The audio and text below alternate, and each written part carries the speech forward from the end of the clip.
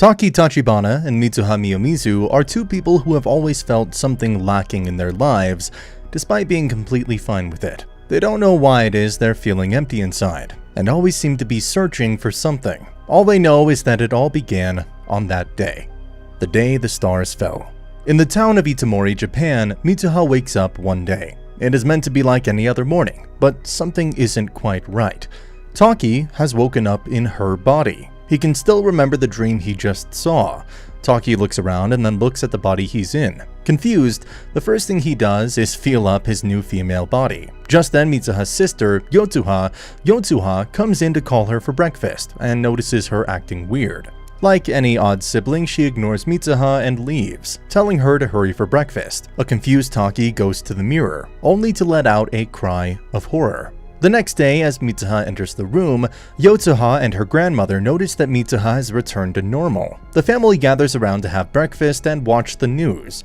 The comet Tiamat is said to be appearing soon. After its 1,200-year-long orbit, it will be passing close to Earth, and will be visible all around the world exactly 1 month from now. Mitsuha and her sister then head to their respective schools. On her way, Mitsuha meets her friends, Seachin and Tessie. As the friends make their way to their school, they tell Mitsuha that she seems great today, considering what had happened a day earlier. Naturally, Mitsuha is confused as to what they mean. Even in school, Mitsuha realizes that she was truly not herself yesterday. She finds weird notes in her notebook, and even her teacher teases her for being super confused the day before. During break time, Tessie and Seachan tell Mitsuha how she was weird and not at all like herself yesterday. However, out of all the weird things she had done, Mitsuha gets shocked at the fact that she hadn't worn her ribbon and had bad hair. If only she knew. The friends conclude that it must be the stress giving her amnesia, and so they brush off the topic and return to their daily tasks, slandering their hometown. Seachin and Mitsuha can't bear the lackluster nature of Itomori. Everything is peaceful and quiet here, which is just boring for the girls. Even their so-called cafe is a roadside park bench where they have drinks from the vending machine. Mitsuha in particular can't bear her lifestyle, being constantly embarrassed by her politician father and wanting to return home to the same stories from her grandmother. The highlight of the day ending with their traditional dance, a preparation for the upcoming festival, and making the famous kuchikami sake and braided cords, an alcohol made by chewing rice and letting it ferment. It has been a long tradition in Mitsuha's family to make this sake, a history that goes back 200 years as per her grandmother. Granny tells them about their culture and the cords and how the threads of the cords unravel time itself. This is a story that she tells them every day, which is why it makes Mitsuha ignorant of it. Mitsuha just can't bear it. Unlike her sister, she can't get excited with this modest life. She only wishes she was a hot boy in Tokyo in her next life. Little did she know her life would turn upside down soon. In the bustling, busy town of Tokyo, Taki wakes up from his sleep, but it's not quite him. For some reason, he goes to feel his chest, but finds it empty. The missing objects have been replaced by something in his pants. It feels like a weird dream, but Mitsuha has woken up in Taki's body. Taki's father asks him to finish his dinner and head to school as he goes to his work. Mitsuha still can't believe that it's a dream, but she doesn't forget to enjoy it. Tokyo has been one of the places she wanted to visit, and she enjoys her stay there. She wanders around town for so long that she forgets to head to school and gets lost on the way. Later, during her break, she catches up with Taki's friends, Tsukasa and Shinta, hoping to make sense of the things happening to her.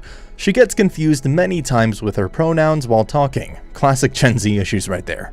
They then go to a cafe and spend their time until evening. Mitsuha, who had always dreamed of a more interesting life, enjoys her day in Taki's body. She roams the streets, clicks pictures of her food, and even helps Taki's senior at work, Miki, with her dress.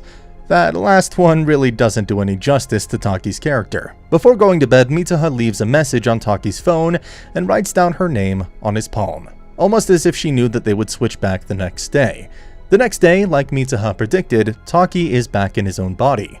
His friends find him lacking his previous cuteness, and all his co-workers, who apparently had a crush on Miki, are all angry at him for spending time with her yesterday. Taki, who is super confused at this point, only has one explanation, a message on his phone saying, "Thanks to my girl power." Both of them now realize that during their dream, they switch bodies. A few more days pass and they begin to make sense of all that's happening. A few times every week, they switch bodies when they sleep, randomly. When they return back to their own bodies, they have no memory of what happened yesterday, so the pair start laying ground rules and leaving notes of do's and don'ts on each other's cell phone for when they have switched bodies. Taki's list contains things like don't waste money, while Mitsuha's list contains, you guessed it, don't look. It really doesn't make sense for her to be stuck on that. Like, Taki could have framed her for grand larceny if he wanted, but what Mitsuha's most concerned about is that he doesn't look. Then, the day of the arrival of the comet is near, and Mitsuha's grandma decides to take her sister to the family deity Mitsuba's shrine. Taki, who is now in Mitsuha's body, makes the journey with Yotsuha and her grandmother to the beautiful shrine at the center of a great crater. When they reach there, Grandma asks Mitsuha to offer her Kuchikami sake. Offering this to Musubi means to offer half of yourself. Taki makes the offering on her behalf. It's almost twilight when they return, and Taki jolts up from his sleep suddenly, tears in his eyes. Taki takes a look at his phone, and he realizes that Mitsuha has fixed him up for a date with Miki. Flustered and hurried, he races to meet Miki. Back at Itomori, Mitsuha feels the need to go to Taki's date. She has started developing feelings for Taki, which is why Mitsuha wishes to meet Taki for real. She tells her sister that she's leaving for Tokyo and skips school that day. She scours Tokyo for Taki and finally meets him on a train. Hoping to get together for a chat, she goes to him, but Taki has no idea who she is. Seeing Taki ignoring her very presence, Mitsuha feels wronged and sad and excuses herself to leave.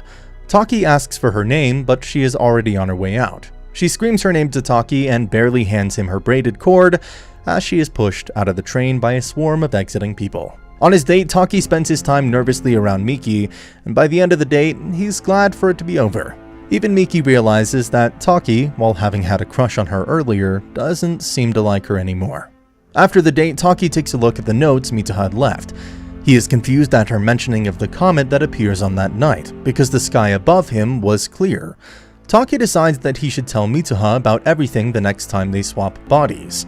However, somehow, they never switch places again. Days pass, and even after realizing that it might not happen at all, Taki starts to research where Mitsuha lives. He starts searching for the place in maps, in his drawing, and even on the internet. Until one day, he decides that he will go find it. He heads to the train station. When he reaches there, he's surprised to find Tsukasa and Miki waiting to go with him. They're just worried that he's getting catfished and want to be there for him. The three of them then head towards their unknown destination. Since they don't have much info about the place, Taki is forced to use his drawings to ask for directions and get little idea in response. After getting no progress with all the day's work, the trio decides to have lunch at a local restaurant nearby, when the waitress recognizes his drawings as Itomori. As soon as they hear the name, Miki and Tsukasa realize that it's the same village where the comet Tiamat had struck. They rushed to where the village was to find that it was completely decimated and nothing but a lake remained. 3 years ago, when Comet Tiamat was closest to Earth, it had split, causing one half of it to land into Itomori, killing several hundred people. Suddenly, the realization hits him. It was true that Itomori, along with its residents, had been destroyed by the Astray meteor. The friends head to the library to gather details and find that over 500 people who gathered at the festival had died because of the meteor. They check the names of the dead people and find Tessie Seichin and Mitsuha's names mentioned. Taki is saddened and confused even more. Just a few weeks ago he had known her. However, he doesn't lose hope and continues reading books on Itomori. When Miki checks the book, she finds that braided cords, like the one on Taki's hands, were a specialty of Itomori. She asks how he got it, but Taki has no idea about it. He only knows that he's been wearing it for over 3 years now as a lucky charm. He suddenly remembers that someone had told him about the power of the cords that can unravel time itself, and remembers the day he went to the Mitsubi shrine with Mitsuha's granny, so he decides to go there. The next morning, on a rainy day, he heads to the shrine. He believes that with the Kuchikami sake, he can travel back in time from before the comet struck. I know it sounds crazy, but the guy had been switching bodies with a girl for the past month. Nothing would be a crazy idea for him at this point. Taki carefully takes Mitsuha's Kuchikami sake and drinks it, pouring half of Mitsuha's soul into his. Her memories from childhood start flowing into him. Everything up to the point she had died is now a part of Taki. The world suddenly stops and Taki blacks out. When he opens his eyes again, he's Mitsuha, once again. She hasn't passed away yet. Taki can't stop himself from crying at this. In the news, he finds that the comet would be striking today. Granny then sits him down and tells him that she knows he's not Mitsuha. She tells him that it's been a thing that happened with herself and Mitsuha's mother as well. She has long forgotten whose life she was in, and so she wants him to cherish it while it lasts. Taki then rushes to Mitsuha's school, determined to save everyone in Itomori before the comet strikes. He somehow talks her friends, Seochin and Tessie, into helping her out.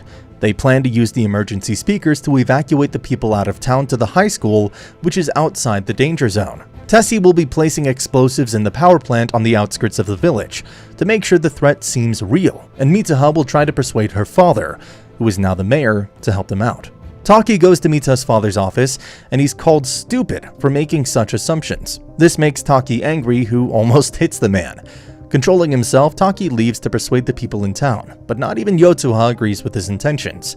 He realizes that only Mitsuha can convince them, so he rushes to the Musubi Shrine on Tessie's bike, asking them to go ahead with the plan. On top of the Musubi Shrine's crater, when the sun had just hit the end of the earth, when it was neither night nor day, Taki and Mitsuha reunite once again. They return to their respective bodies, and Taki tells her that she had met him before. The two of them were on a 3-year delay. Then, he gives her the braid cord back, and they promise to meet again after all of this. For just in case they forget everything again, they decide to write each other's names in their hands. Taki does it first, but just as Mitsuha tries writing her name in Taki's hands, the twilight ends, and they're separated once again. The comet comes near and Mitsuha rushes back. She chants Taki's name all the way, promising herself that she won't forget his name.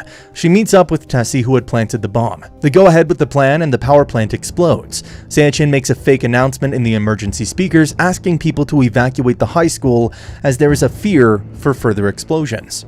There is just one problem. Mitsuha cannot remember his name. What was his name? She's troubled by it, but there's no time, as the city council announces that the previous announcement was fake and everyone should stay where they are. Mitsuha rushes to her father's office, her mind still wanting to remember that name. She rushes and runs so fast that she stumbles and hurts herself pretty badly. Just then, she notices that there's something written on her palm. However, instead of a name, she finds "I love you" written on her hand. She laughs and cries with joy. While she couldn't possibly remember him with that, she's glad that he feels the same way as her. This fills her with determination, and she rushes once again to reach her father's office. Her sister and grandmother are already there. At the city festival, Tessie is frustrated that their plan didn't work, when he suddenly realizes that the meteor had split, just like Mitsuha said it would. The sky turns beautiful and red, exaggerated by the fact that the town's electricity had shut down. Soon enough, the meteor strikes. Buildings and bridges are destroyed, along with half of the town. The next day, Taki wakes up on the Musubi Shrine crater with no memory of what had happened. He has no idea of what he's doing there. He watches over the large lake in confusion. Several years have now passed, and Taki always has a feeling that he's missing something, someone, but he doesn't know who or what. Ever since that day, the day the stars fell. One day he meets Miki again, and they reminisce about that one time Taki had dragged them to the Musubi Mountains of Itomori.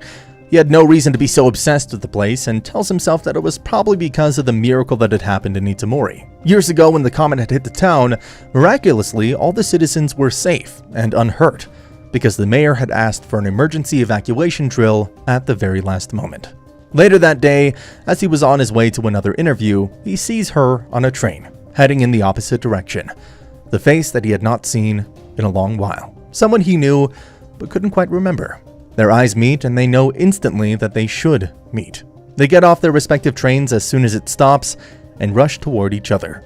Strangers, and yet with such a connection. They look at each other for a long while, each wanting the other to speak, and finally they do so at once and ask, "Your name?" Subscribe for more videos like this and turn on the notification. Also leave a like to help the channel out. Thanks for watching.